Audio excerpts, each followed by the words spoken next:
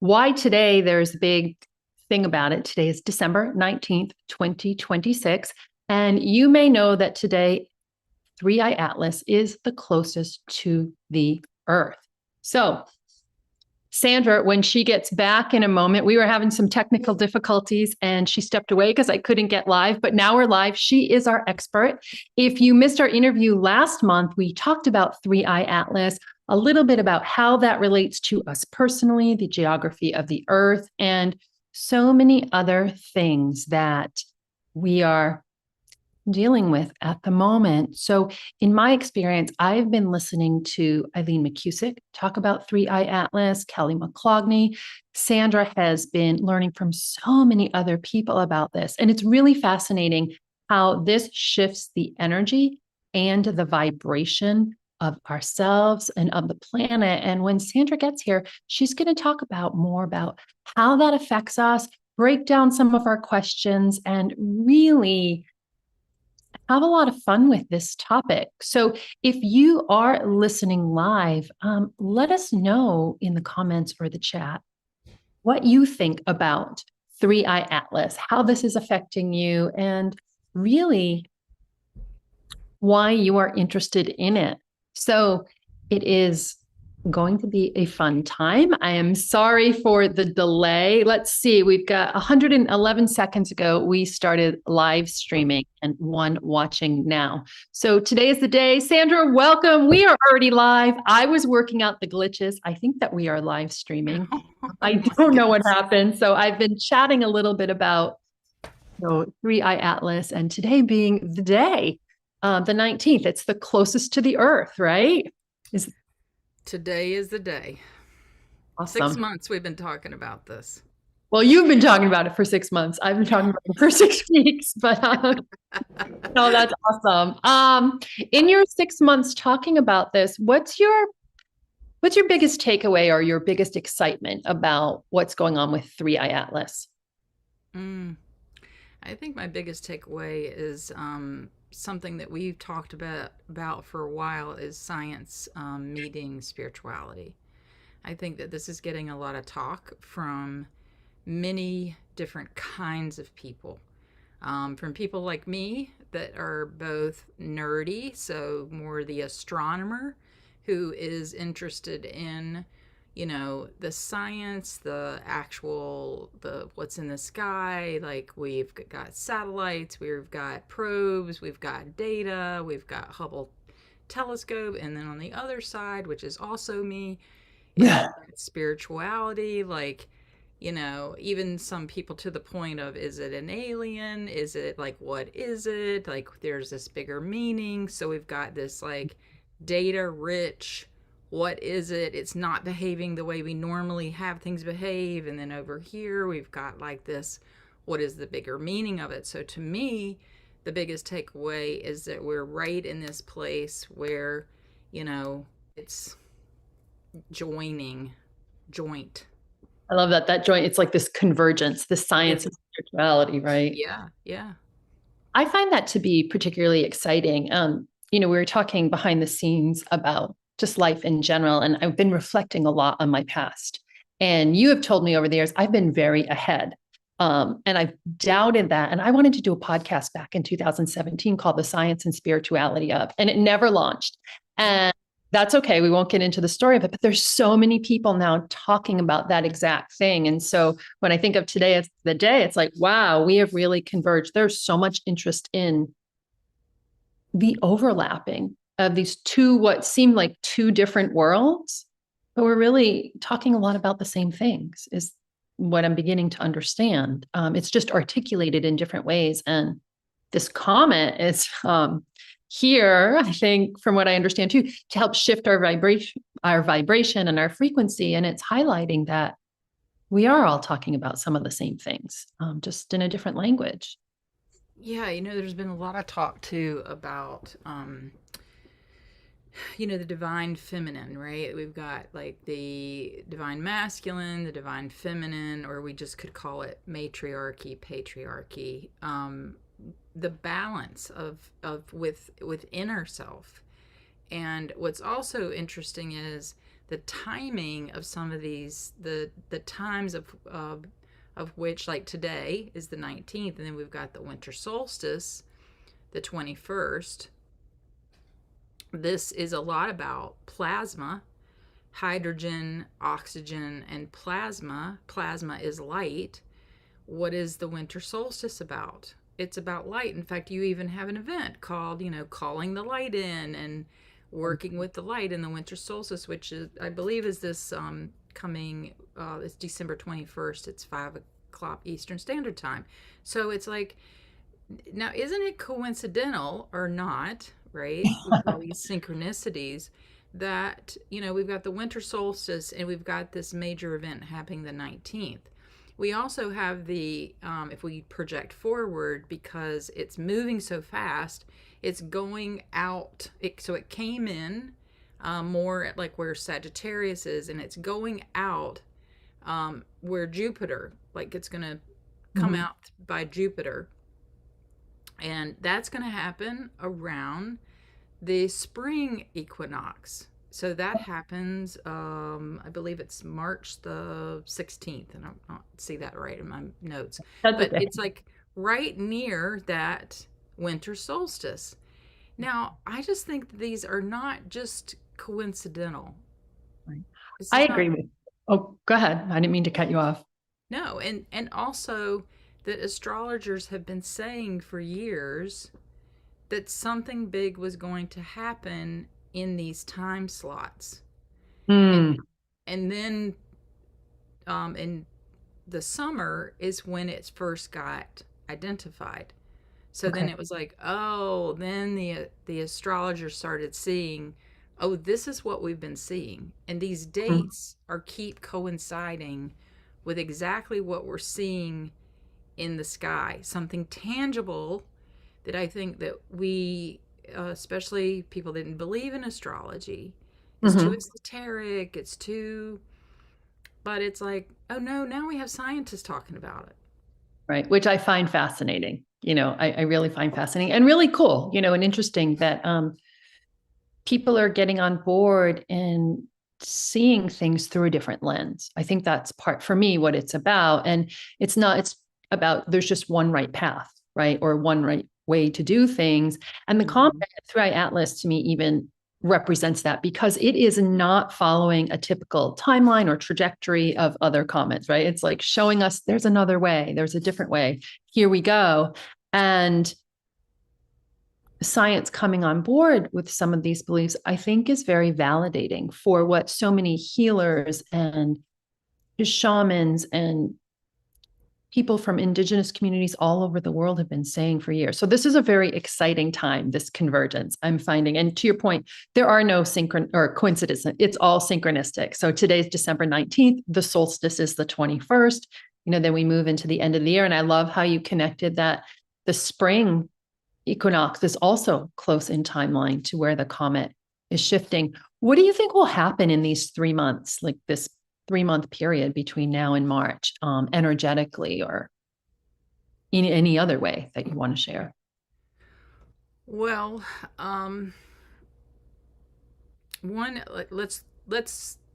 I first answer that by like sort of what is happening? Okay. So Yeah. so the what is happening is 3i Atlas is interacting with our solar system. The biggest object in our solar system to be interacted with is the sun.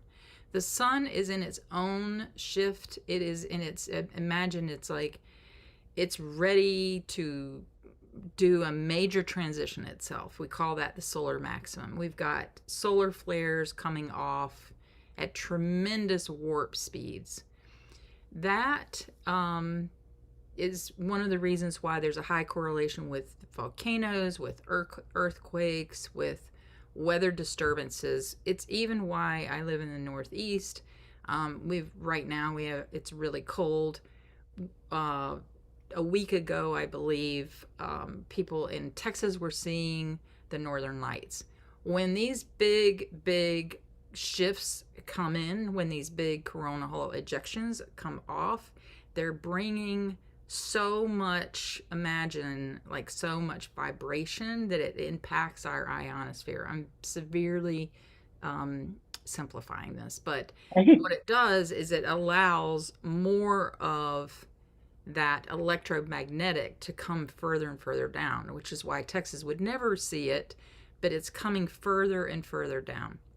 Okay.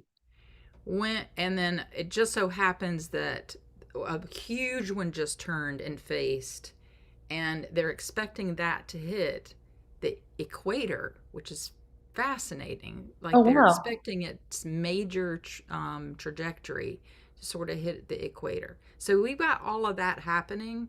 That would be happening potentially without Three Eye Atlas. What they believe, though, is there's an interaction between Three Eye Atlas because it's already come the closest to the sun. So remember, it's already been making a trajectory Mhm. into the solar system and out. So it's this combination of, okay, so we're having all of this light come in, which in for me personally, because I've been working with the consciousness of the light, to me it's very smooth now. It feels very like you'll just get these waves of just like, sort of a warm blanket. You'll also, though, because of this electromagnetic, you'll feel tired. Like I know a lot of people's bodies are kind of aching. I think our immune system is a little bit down. There's a lot of flu out there. So it's impacting our physical body for sure. Okay. And it's why it's really needed for people like you, for people like me. Like we're doing our own internal work because as it gets closer to Jupiter, it's really going to ramp up. Because the nature of what Jupiter is, right? On a meaning level, Jupiter expands everything. But it's also because on the material level, it's the next largest object in the solar system. So, one of the things I love about what Three Eye Atlas has sort of brought is Mhm. the scientists had to start saying, well, there might be something bigger than just the numbers. But on the spiritualist side, there's something material about these beliefs we believe.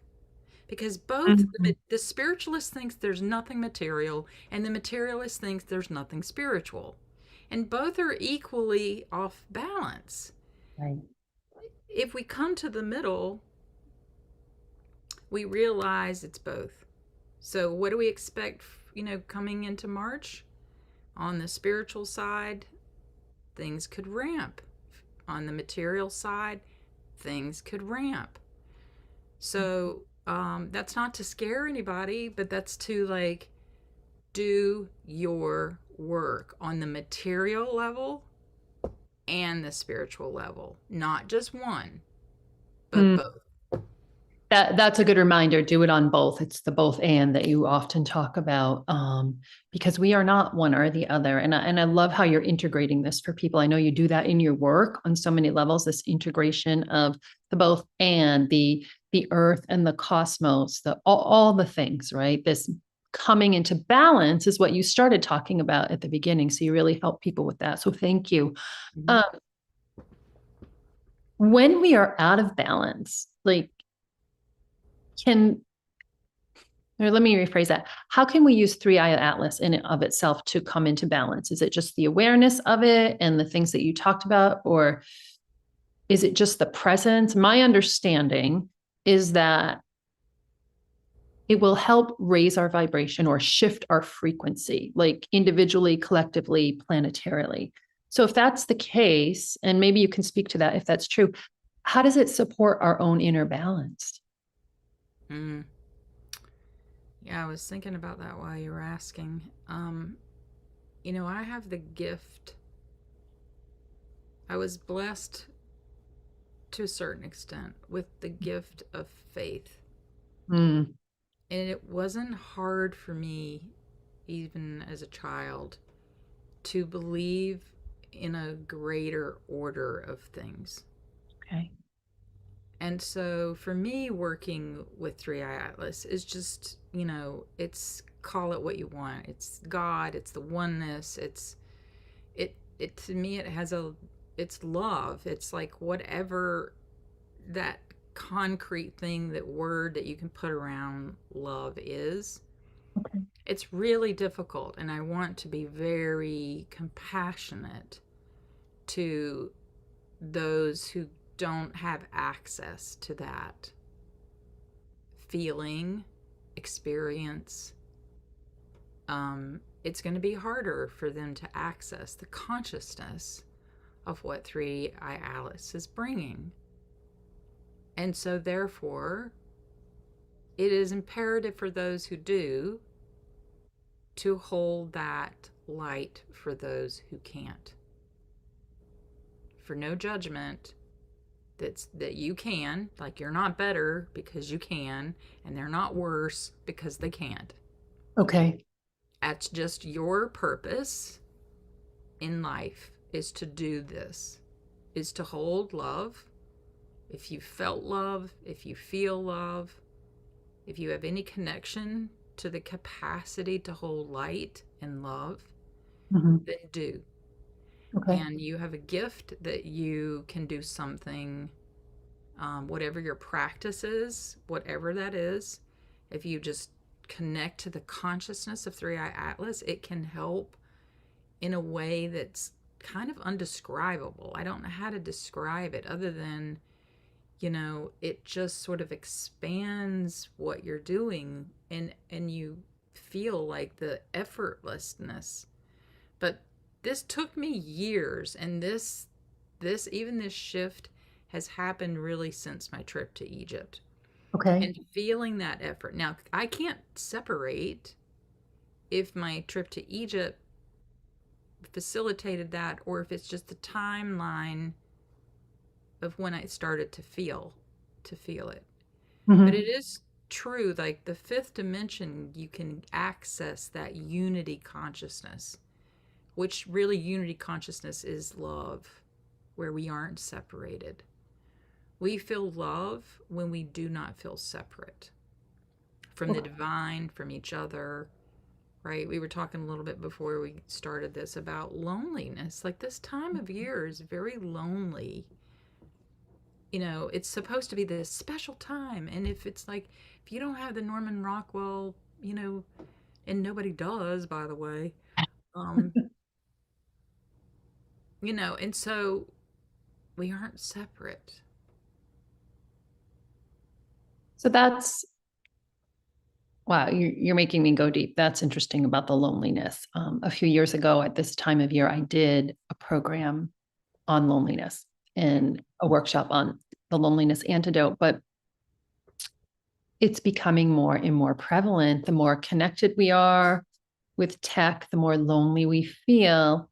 And just highlighting that so many people are in that space right now and shining light on it. We're talking about the light on Sunday, I think is important to help people understand they're not alone. And what you said, one of the ways, and there's probably many that we can shift this, is to connect to the consciousness of Three Eye Atlas. And that may help bring about some shift. How do people connect with the consciousness of it? Mm. Yeah, and this is one that probably a lot of people are not going to like because it's mother energy. I mean, Okay. a lot of this is, to me, is it's this nurturing, because our human experience, the first connection that we had to another human, and was through, the body of the mother. And and even if that was not a great experience, even in utero, the life force was dependent on the mother. And so, in the consciousness of our humanity, we even have the name of our galaxy is, you know, the Milky Way. It's like literally like we we have these references for me for a reason, like this mother child milk nurture, and many cultures will actually say have these resources. You know, they name the Milky Way, like the Cherokees called it, said that it was um, grains of cornmeal, you know, Okay. scattered, or, you know, it was milk, or like it's all this nourishment. So we are psychologically connected to nourishment. Mm, And that, because our body knows we need to be nourished. So in the psyche, we're connected to the mother. mhm. And when we disconnect from mother feminine energy, we have unsourced ourselves. Okay. We want to get back to the source or the mothership, right? You're talking about mother. Right. Yeah. Right. And the father as well. Hmm. So, you know, it's no coincidence this time of year that in the Christian tradition, it's, you know, but in many, it's in Egyptian mythology, it's in all these mythologies, the child, the mother, the father. Hmm. But the divine child, the divine mother, and the divine. So you are the divine child. And how can your divine child connect to your divine mother and your divine father? And connecting to the consciousness of something coming outside and being able to impact. So it's in coming into our environment and allowing it to come in and touch the deepest, closest part of us. Okay. And we need to be in a community, even if community means two people. Um, Usually, if you're really going to shift something like that, you need to be witnessed. I think that's a good reminder because we are not silos, right? Humans are relational beings. So when you're saying being witnessed, being in community can be a very tiny community, but not doing it alone is what I'm hearing from you. And that's beautiful. And that's what the Sunday solstice celebration is about. It's a very tiny, intimate group that's coming together to really celebrate the light and shine light on things and move forward. Like, so you don't have to be interested in that, but find your community on what lights you up. And I think that can help shift. I know, Sandra, we were talking behind the scenes before we worked out the tech bugs and went live, that you might guide us through an experience to help Mm, connect. yeah, let's do Would that. Okay, I was gonna say, would this be a good time to do that? So we could do Yeah, that yeah. if you're ready, and then we can chat some more. Okay. And I do have a couple of bowls. So sound actually is one way to work with three eye atlas. If you have the intention of bringing in the consciousness of three eye atlas, and then go find yourself a sound meditation, there's plenty. I just did one last night for a group. Or you can, there's plenty of things on YouTube. I know you have a lot of things on your channel, but um, you know, put yourself in a meditative state, get some sound. Sound is a great carrier for Mm, intentions. Okay, okay. so we'll just start playing a little bit. I'm gonna ask you to see if this sound check, is this okay?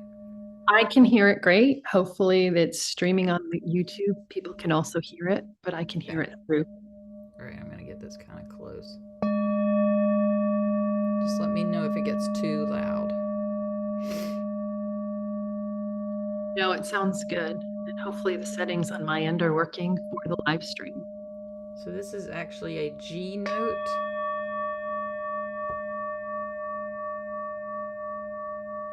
So there's certain notes that bring and evoke feelings.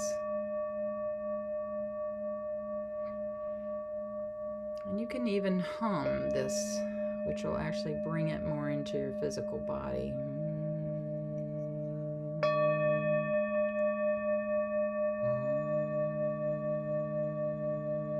So we're just going to start by finding your feet.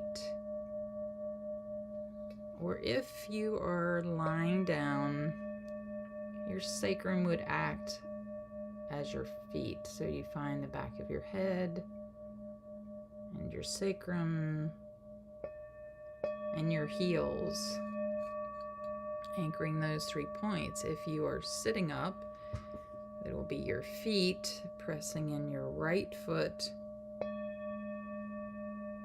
and then your left foot, your right big toe, your left big toe, your right pinky toe, and your left pinky toe. And that should have engaged your legs now. You'll feel your quads and the energy coming up your legs into your hip area. And before we even go any further, we're just going to consciously bring in the consciousness and the gift of today. The awareness of the awareness. The 3-eye atlas is gifting us that really you are blessed as a human to be on earth at this time. Many souls wanted to be here now, as hard as it may seem. And so let that come up into your legs, your humanity, your connection to earth. And now into the belly. Allowing this earth connection to come into the belly.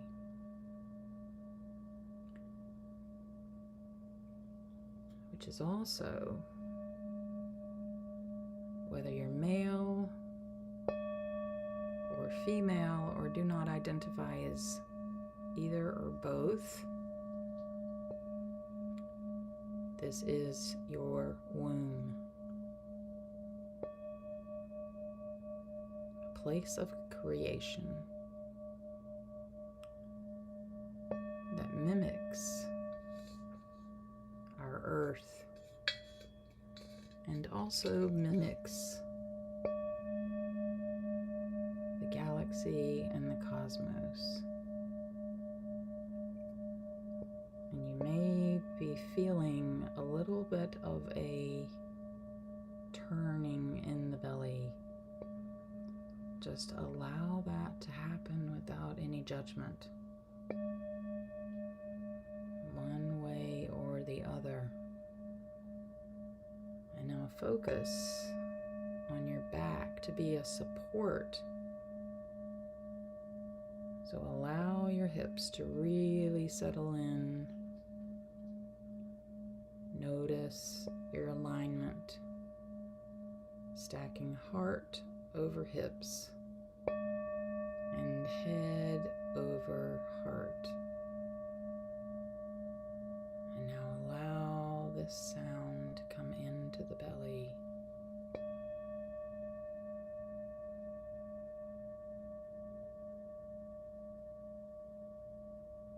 Bringing in the spaciousness of the cosmos and the spaciousness of the innermost inner of the earth, which has also been known to have a cosmos on the innermost inner of the earth.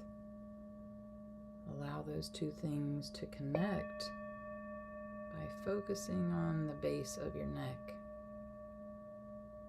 So now become aware of your entire spine. This electrical conduit, moving energy from outside our galaxy to inside our galaxy, coming to the top of your head as if that is the point at which 3-eye atlas came in, the connection to the divine, represented by Sagittarius. Allow your body to be lifted up. Your head coming light off of your base of the neck. Notice what that feels like. Allow the Divine Father to surround you.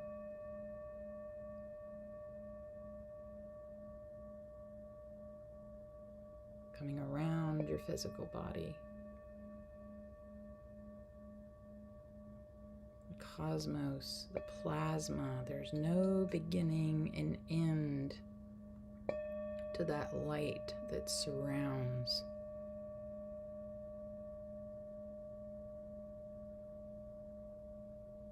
That weightlessness.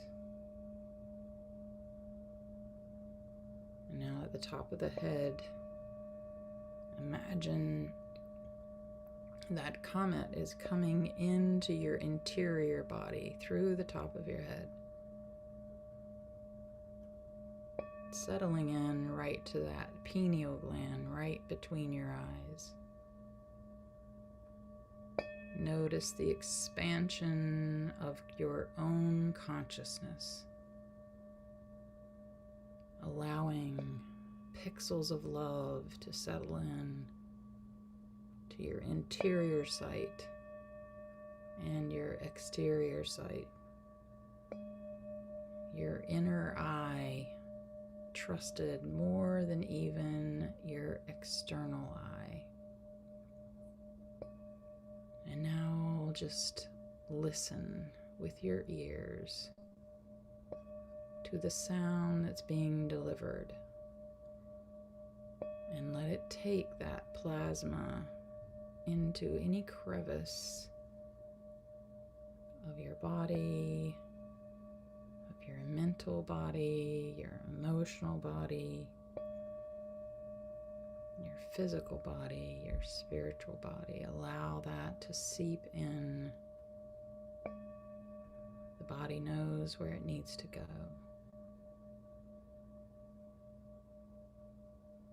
And just like you are your own cosmic field, going to the outer edges and coming back now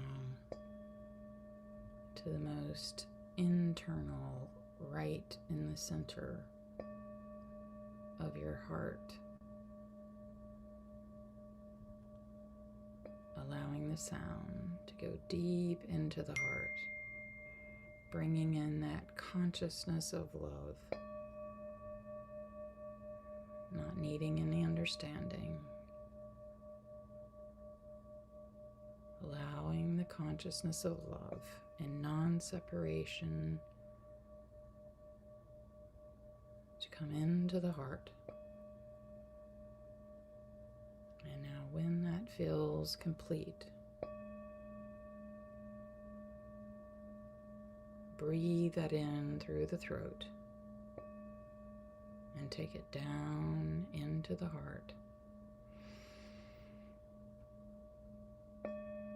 Exhaling it out to the world. Inhaling to the heart.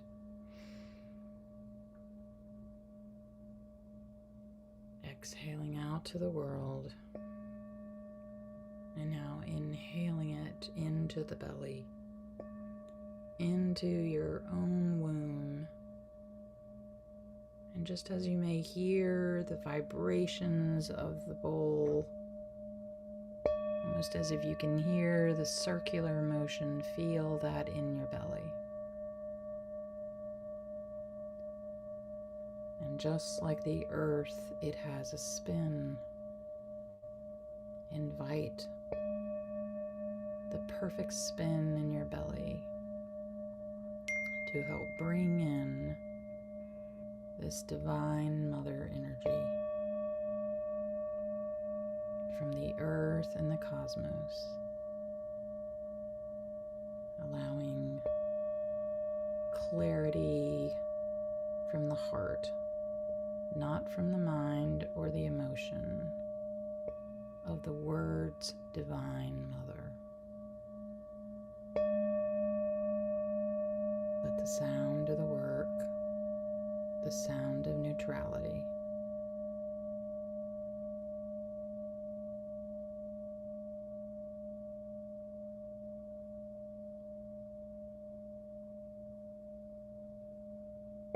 Inviting the consciousness of Three-Eye Atlas, Mother Mary, Isis, Mary Magdalene, Sekhmet,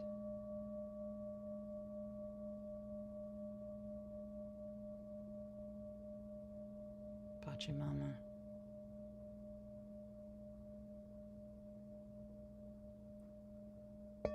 bring that into every cell in your body.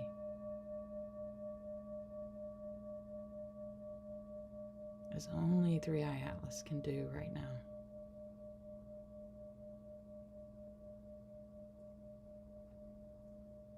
Submit to wisdom. Let wisdom flow through your body.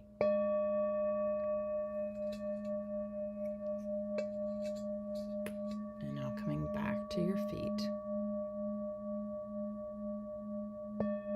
Grounding now back onto the earth. Back into your form.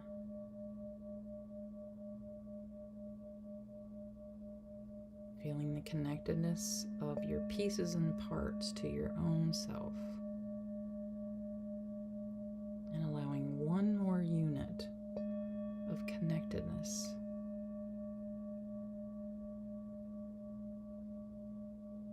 To the densest of dense and to the most etheric of etheric. Where science meets spirituality. Where materialism meets the ethers. And so it is.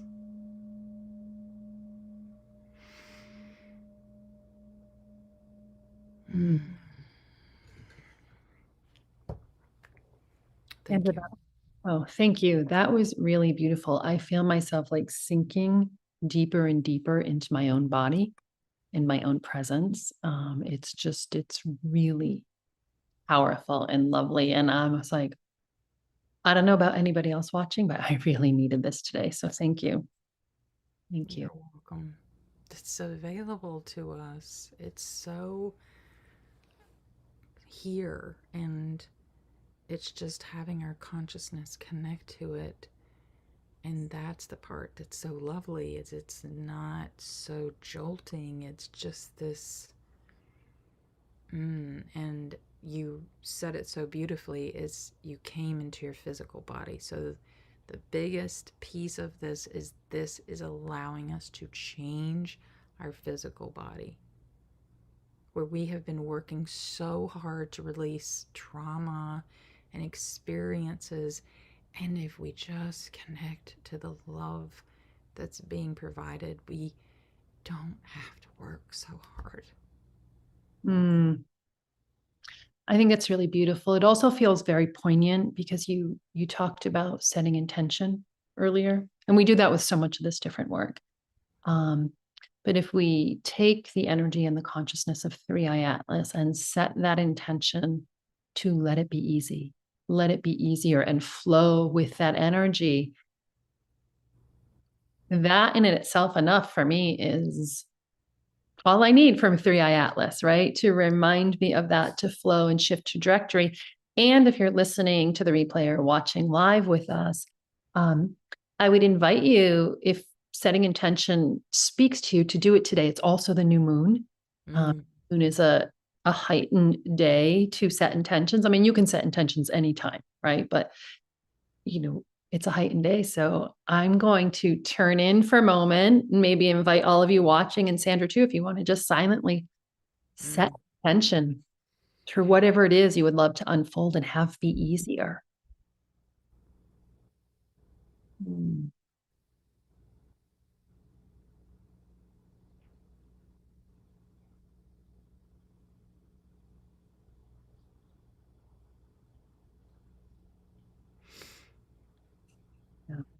And you could share it in the chat. You don't have to, you can keep it private. Sometimes I find that it helps to share intentions, and other times it's even more helpful to keep it close to the vest for a time.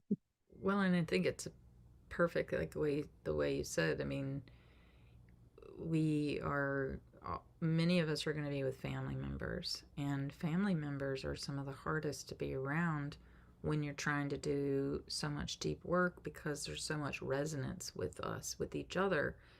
I'm not, no judgment one way or the other. It's just there's lots of physical resonance with, and so setting an intention at this time to be able to be whatever that looks like, with your family, like for it to be of ease. Yeah. Ease. I'm going to call in and set the intention for ease and grace, especially grace throughout this time period. The holiday season for so many, the end of the year, the shift with the energy of Three-Eye Atlas. Yeah, All in because more we know that grace. when we extend grace, grace is easier. It permeates the room, the being. It's not always evident, like the immediate result, but it's easier to extend grace when you feel full of love. That's such a good reminder. So thank you for sharing that. I feel full of love. I have a big day ahead of me. I have a client, I have a podcast interview, I have a marketing thing. I feel much more grounded and ready to go do those things more Yay. effortlessly or easy. So thank you for that. Thank you. I'm going to probably go back and listen to it. I love the sound bowls. I love how your work has shifted into incorporating sound at that level. I mean, you do so many different things between archetypes and Enneagram, biogeometry, weaving in the sound. I love how you integrate so much together. And talking about topics like Three-Eye Atlas. Is there something else, Sandra, about the Three-Eye Atlas that you'd like to share or that's come up for you since we're in this more grounded space, even yourself? Hmm. I don't think so. I just think, yeah, I think what came up when you were talking is that this is very much connected to creation. It's Mm, connected to our creativity, it's connected to beauty. It's like when we get into this space, we get like our body feels different, and it allows us to like, oh, I'm excited to do this. I want to do this. It's not like you're trying to get your body to get enough energy to, so it's life-giving. It becomes easier to do the things that you want to do. mhm, So it very much is tied to even what the astrologers have been talking about, creativity and beauty. And this is where we're moving when we want to create our the world we want to live in. We mhm. need to have enough fuel to create. Yeah. So if this woo woo talk doesn't get you lit up, but you want to live a different life in 2026, this is your avenue. Mm, that's great. And I do want to live a different life in 2026. It's a new year, it's a new beginning, and this is a great foundation or jumping off point for so many of us for this shift. So I appreciate you saying that and sharing your energy and expertise. We have been going live for a bit, and we can keep riffing live if you want. I don't there are people watching, so hello. Thank you for those of you who are watching. I worked out some of the technical glitches. I haven't gotten live on YouTube in this fashion in forever. Do you want to talk anything else about creation or healing or anything in your work that's coming up or things going on between now and the very end of the year, Sandra? Well, I definitely, I would say, if you can find that solstice, ceremony. I think ceremonies are going to become more important. Rituals, ceremony. That doesn't mean it has to be like this huge thing, but just, having things that we do on a daily basis that keeps us connected to some of this. And you're Mhm. so good at that, Kat. So I'd highly recommend, if you can, attend Kat's event.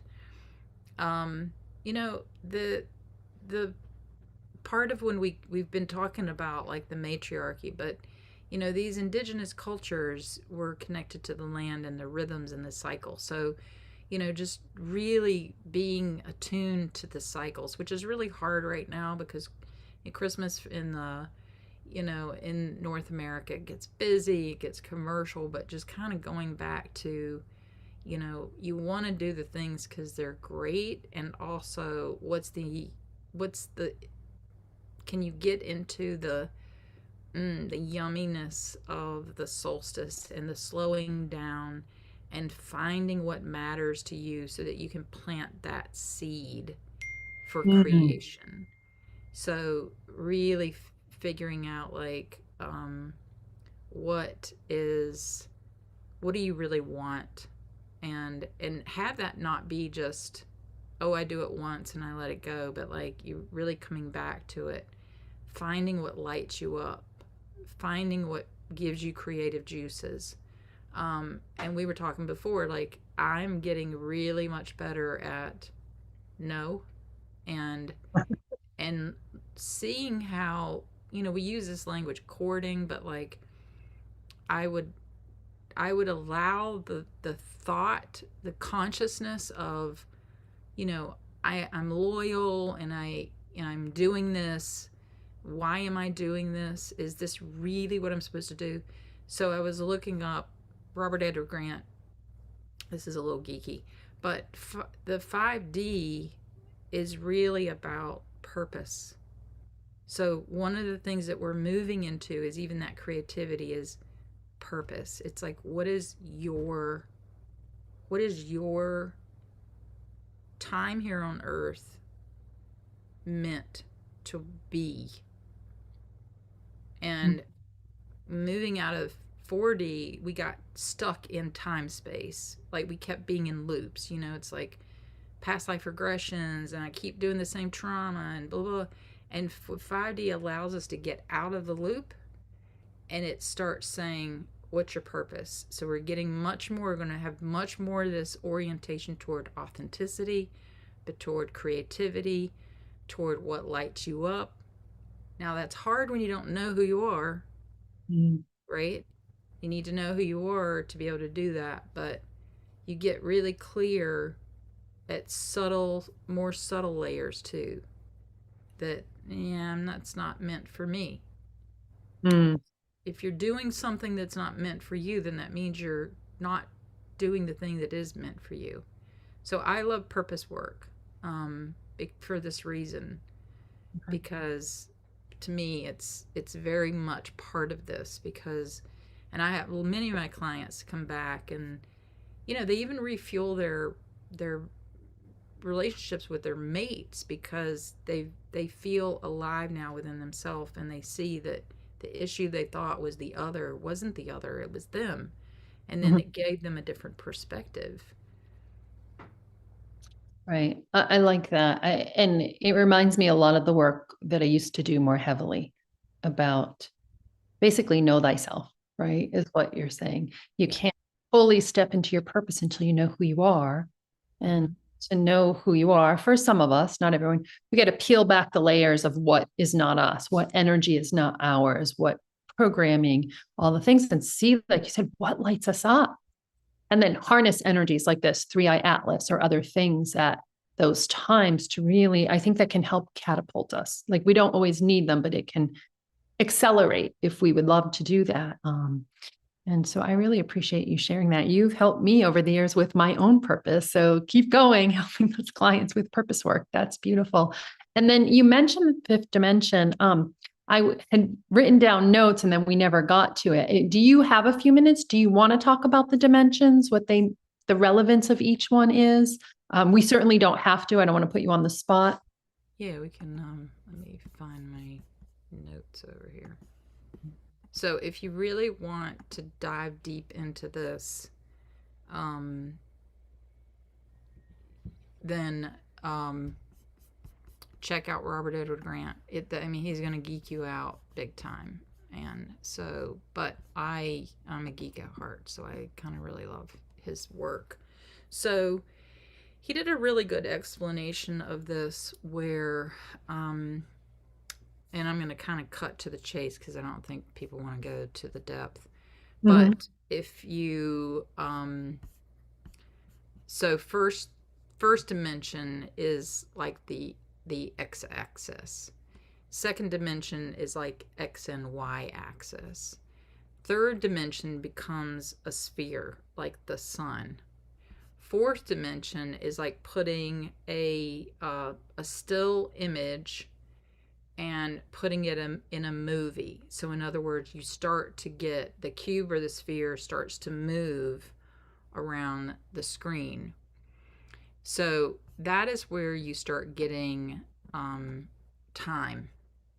And he does this really beautiful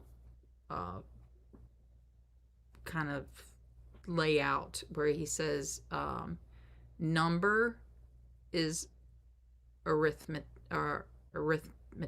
I can't say the word. Number in space is geometry. Number in time is music. Makes sense, right? Like we keep time in music. Number in space time is cosmology. Number in time space is purpose. So what happens in the fourth dimension is you get the sphere and then it starts to move. So that is where you get space time. Okay. In fifth dimension, you get time space.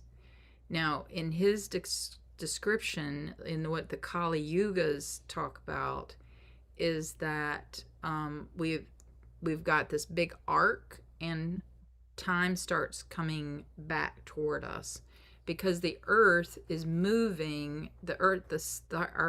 So we're moving around the sun, you know, all of the planets are sort of orbiting around the sun, but this whole galaxy is orbiting around the universe.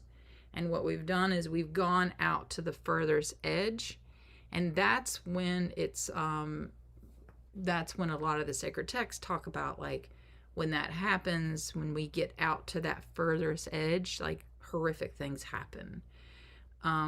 It's this 24,000 cycle. So we don't see the cycle because the cycle's so big, but that doesn't mean the cycle doesn't exist, right?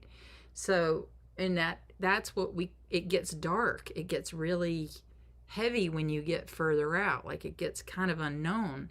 To me, it makes sense why, like, there's so much anxiety. Like there's this underlying in the human species. It's like something's wrong.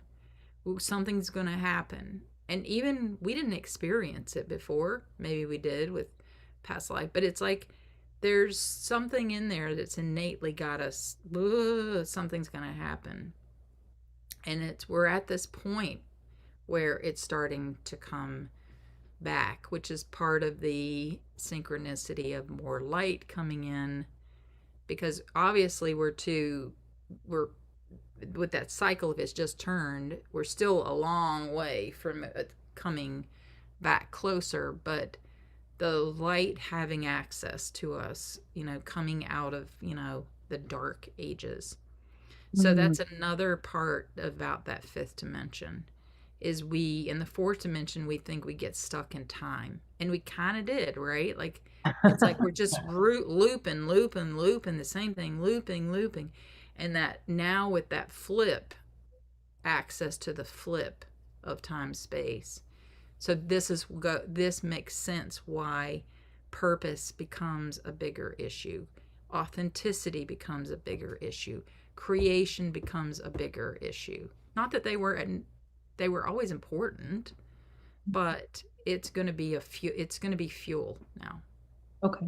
I love that about it being fuel. Like, and especially for people who've been preparing over the years, maybe not all consciously preparing for this moment, but like pulling back the layers of, you know, doing their own healing, their own work, getting clearer, turning inward. This is, you know, really a powerful time with all that prep work underneath, like for folks to harness this.